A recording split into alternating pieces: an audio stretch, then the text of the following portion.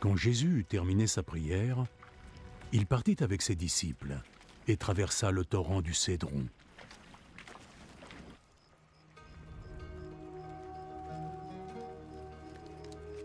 Il y avait là un jardin dans lequel Jésus entra avec ses disciples.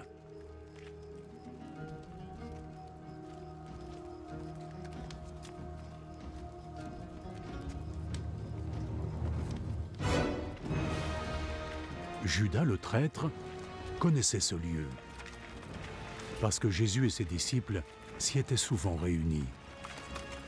Judas se rendit donc jusqu'au jardin, emmenant avec lui une troupe de soldats romains, ainsi que quelques gardes du temple envoyés par les chefs des prêtres et des pharisiens.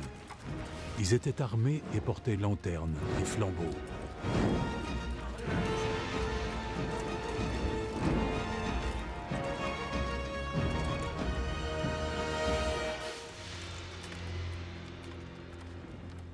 Jésus, qui savait déjà ce qui devait arriver, s'avança vers eux et demanda : « Qui cherchez-vous » ? Jésus de Nazareth. Judas le traître qui le livrait se tenait là, avec eux, lorsque Jésus leur dit : « C'est moi. » Ils reculèrent et tombèrent par terre.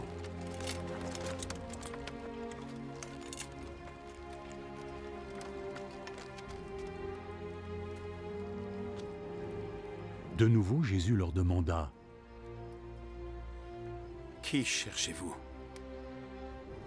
Jésus de Nazareth. Je vous ai déjà répondu que c'était moi. Si donc c'est moi que vous cherchez, laissez partir les autres. Il dit cela afin que ce qu'il avait dit se réalise. Père, je n'ai perdu aucun de ceux que tu m'as confiés. Simon-Pierre, qui avait une épée, la tira, frappa le serviteur du grand prêtre et lui coupa l'oreille droite. Ce serviteur s'appelait Malchus. Remets ton épée dans son fourreau.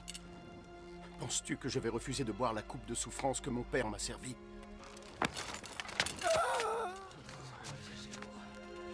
Alors les soldats romains, leurs commandants et les gardes des autorités juives se saisirent de Jésus, le ligotèrent.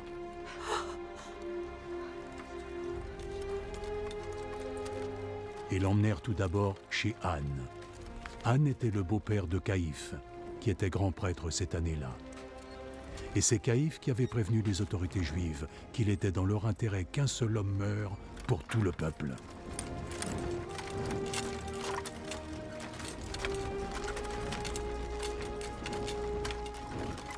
Simon-Pierre et un autre disciple suivaient Jésus. Cet autre disciple était bien connu du grand prêtre. Il put donc entrer avec Jésus dans la cour de la maison du grand prêtre, tandis que Pierre restait dehors, près de la porte.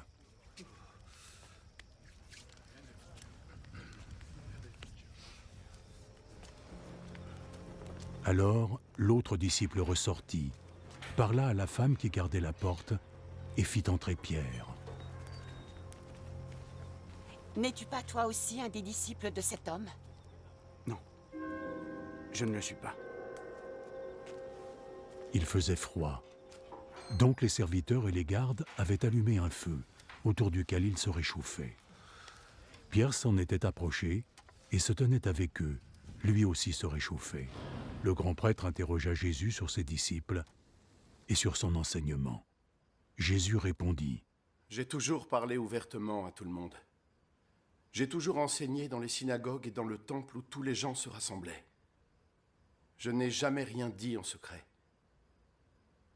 Pourquoi alors m'interroges-tu ? Interroge ceux qui m'ont entendu et demande-leur ce que je leur ai dit. Ils savent ce que j'ai dit. » Comment oses-tu parler de la sorte au grand prêtre ? Si j'ai dit quelque chose de mal, dis à tout le monde ici ce que c'était. Mais si tout ce que j'ai dit était juste, pourquoi me frappes-tu ? Alors Anne l'envoya, toujours ligoté, à Caïphe le grand prêtre.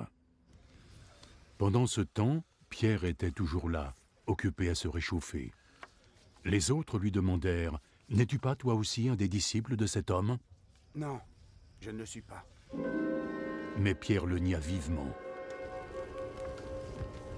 Un des serviteurs du grand prêtre, de la même famille que celui à qui Pierre avait coupé l'oreille, lui dit « Je ne t'ai pas déjà vu avec lui dans le jardin? » Non. Et aussitôt, un coq se mit à chanter.